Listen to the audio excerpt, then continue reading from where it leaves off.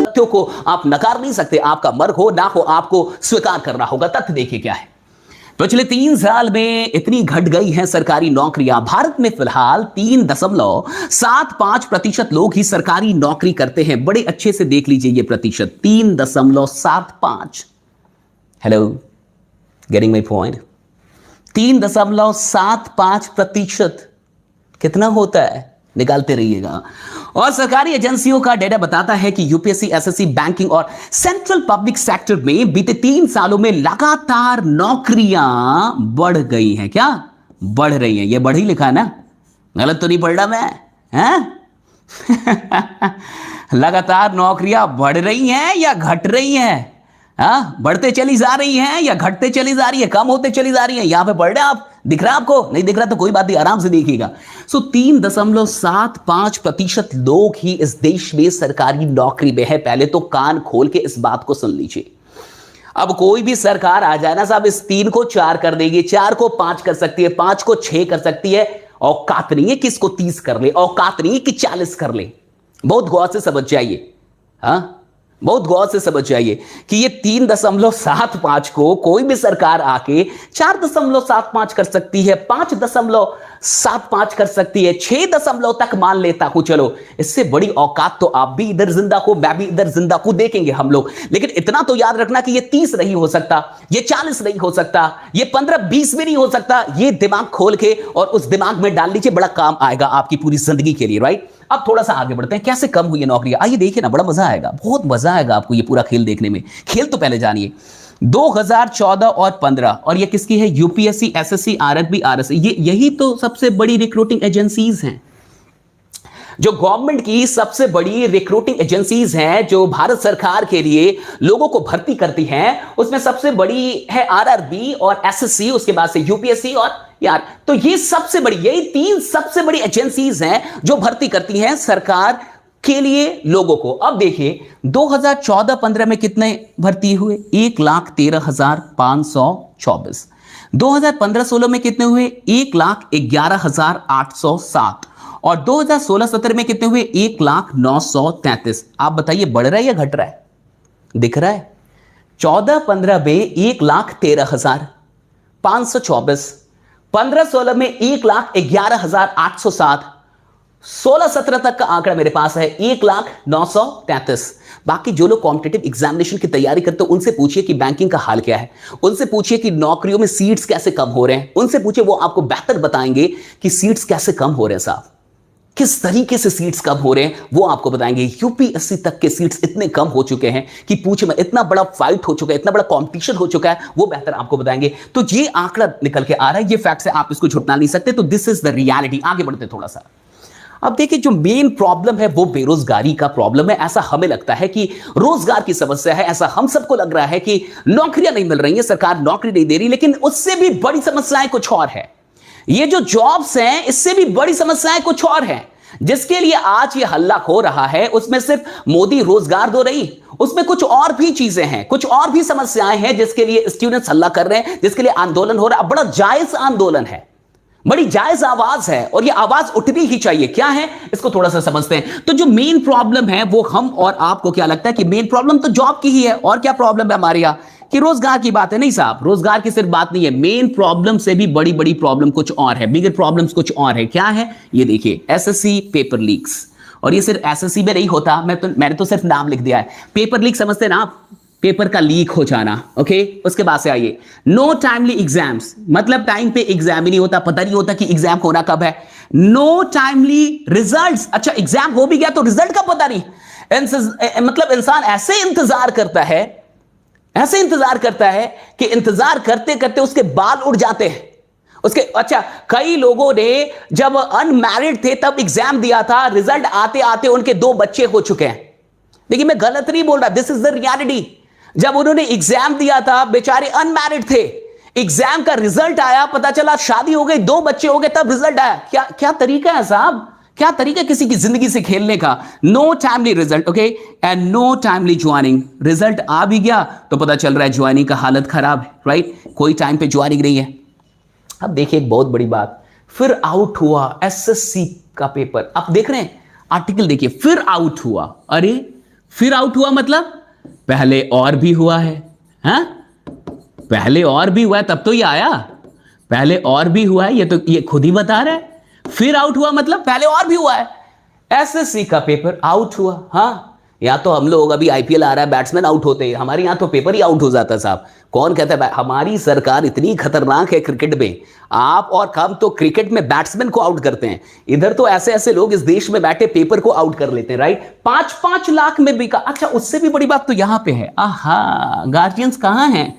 अगर मेरी वीडियोस को, अगर आज के सेशन को हमारे गार्जियंस देख रहे हैं तो मैं उनको प्रणाम करता हूं, पहले उनके चरणों में प्रणाम करता हूं। ये 5 लाख बच्चों की औकात नहीं होती देने की।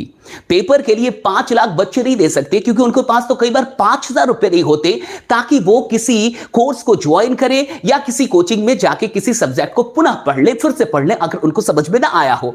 तो ये 5-5 लाख मेरे प्यारे गार्जियन हो, जितने भी गार्जियंस यहां पे हैं, जितने भी मां बाप यहां पे बैठे हुए हैं, आप बड़े ध्यान से सुनिए। ये 5-5 लाख बच्चे निकाल के नहीं लाते, ये आप देते हैं। और इस देश में ना, इस देश में तकनीकी समस्या कम है, मानवीय समस्याएं अधिक है। बहुत गौर से समझ जाइए। इस देश में तकनीकी समस्याएं तो फिर भी उसको सॉल्व किया जा सकता है साहब। अगर कोई टेक्नोलॉजी में प्रॉब्लम है उसको सॉल्व कर लिया जाएगा, सिस्टम में प्रॉब्लम है सॉल्व, इंसान के अंदर प्रॉब्लम है घंटा ना सॉल्व हो पाता है। अब आप बताइए, ये तो गार्जियन में प्रॉब्लम है ना इस देश में कि वो 5-5 लाख फेंकने के लिए तैयार हैं, लेकिन वही बच्चा जब 10,000 रुपए किसी काम के लिए मांगेगा नहीं देंगे, कुछ और बोलेगा करने के लिए नहीं सपोर्ट करेंगे। लेकिन इनके पास 5 लाख रुपए आ जाता है जब नौकरी की बात आती है, 5 लाख रुपए लेके और कूद जाते हैं संग्राम में, एकदम पूरे युद्ध में। मेरे बेटे को दिला दो, ये लो 5 लाख। कैसे गार्जियन है साहब? जब तक ऐसे लोग रहेंगे और ऐसे गार्जियन रहेंगे, आपको क्या लगता है पेपर आउट नहीं होगा? क्लीन बोल्ड होते रहेगा, सुन लीजिए, आउट ग्रीन बोल्ड होता रहेगा पेपर। क्या कर लेंगे आप? इस देश में मानवीय समस्याओं से हम जूझ रहे हैं साहब। तकनीक को तो सुधार लेंगे, चरित्र को कैसे सुधारेंगे? मैं तो यही बोल रहा हूं ना, पिछले कई वर्षों से बोल रहा हूं कि हमारे देश ने बड़ी तरक्की की है, बड़ी प्रगति की है, लेकिन तकनीक में की होगी, किसी और क्षेत्र में की होगी, चरित्र में तो नीचे आए हैं ना। यहां से पता चल रहा है ना, 5-5 लाख से पता चल रहा है बिका। और ये पेपर नहीं बिकता साहब, चरित्र बिकता इंसान का। बहुत गौर से सुन लीजिए, खराब लगे तो कोई बात नहीं, मुझे या तो माफ कर दीजिएगा या तो गाली दे लीजिएगा, लेकिन इंसान चरित्र, ये पेपर नहीं बिक रहा, ये चरित्र बिक रहा है, बेचने वाले का भी और खरीदने वाले का भी। बहुत गौर से समझ जाइए। चाहे उसमें सरकार के लोग हो, मुझे नहीं पता, बड़े लोग हो, मिले हुए लोग हो, मैं नहीं जानता, लेकिन जो भी बेचता है और जो भी खरीदता है, ये ना तो पेपर बिकता है ना तो पेपर खरीदे जाते हैं, चरित्र बिकता है, चरित्र खरीदा जाता है साहब, चरित्र बिक रहा है। और यही चीज की जब लड़ाई, और ऐसे ही गार्जियन जब बोलते हैं ना कि डायरेक्ट सेलिंग खराब है, और तब जब ऐसे लोग बोलते हैं ना कि डायरेक्ट सेलिंग बढ़िया नहीं है, गलत धंधा कर रहे हो, हाँ बेचने का काम कर रहे हो। अरे साहब, हम तो फिर भी उत्पाद बेचने का काम कर रहे हैं, आप तो देश और चरित्र बेचने का काम करते हैं।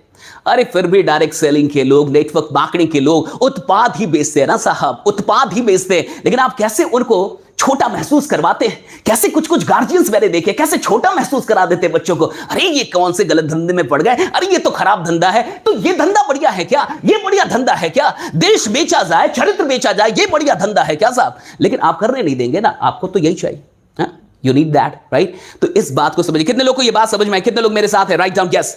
कितने लोग को लगता है मैं सही बात बोल रहा हूं? वो थोड़ा सा यस लिखे कि ये बच्चों के पास ही पैसा नहीं होता साहब, ये 5 लाख उनकी औकात में नहीं है साहब, ये तो गार्जियन निकाल के देते हैं। Write down. जितने लोग को लगता है कि मैं सच बोल रहा हूं, सही बोल रहा हूं, वो मेरा थोड़ा सा यहां पे समर्थन करे। Write down yes. और ऐसे गार्जियन मैंने देखे साहब, ऐसे गार्जियंस मैंने देखे जो अपने बच्चों को टॉर्चर करते, जब वो कोई बिजनेस करने निकलते हैं, जब वो कोई धंधा कर, वो टॉर्चर करेंगे, लेकिन इसके लिए पैसा निकाल के लाएंगे ना साहब। ये है ये देश, यहां तकनीकी समस्याएं नहीं है, मानवीय समस्याओं से हम जूझ रहे हैं। ऑफिसर्स हैं भ्रष्ट हैं, नेता हैं भ्रष्ट हैं, पुलिस है भ्रष्ट है, जज है भ्रष्ट है। क्या कर लोगे तुम? क्या कर लोगे? बताओ ना, क्या कर लोगे? क्या कर लोगे तुम? जान निकाल के दे दो, क्या कर लोगे तुम? सब तो भ्रष्ट बैठे हो यहां पे।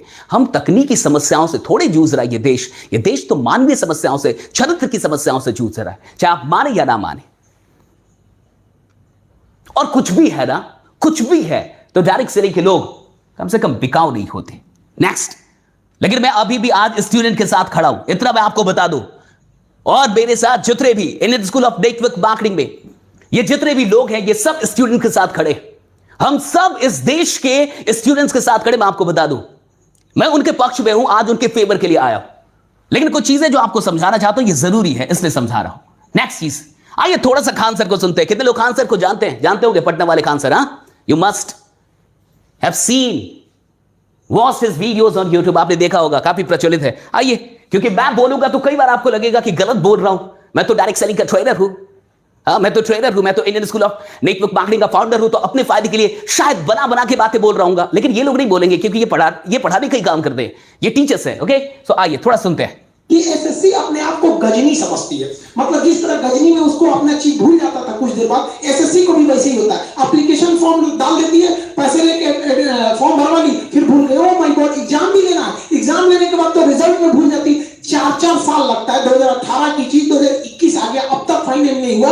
ये एसएससी ये काम किस चीज को करने के लिए बैठे हैं? इसका नाम ही चेंज करना चाहिए, सुपर स्केल कमीशन। कभी इसका क्वेश्चन लीक हो जाता है, कभी कुछ हो जाता है। मतलब ये लोग एक अच्छे से एग्जाम कंडक्ट नहीं करा पाते। अब बताइए, स्टूडेंट और टीचर के साथ दो समस्या है। टीचर को ये भी देखना है कि भैया आपको पढ़ाना भी है, बाद में एसएससी से लड़ाई भी करना है। स्टूडेंट के सामने समस्या है, भैया हमको दिल लगा के पढ़ाई भी करना है, फिर एक बार धांधली के खिलाफ हम लोग को आवाज उठाना है कि हमारे भैया फेयर एग्जाम होना चाहिए। आप बताइए, अब ये बात मैं नहीं बोल रहा, इन्होंने खुद बोला कि एसएससी का मतलब है सुपर स्कैम कमीशन, राइट?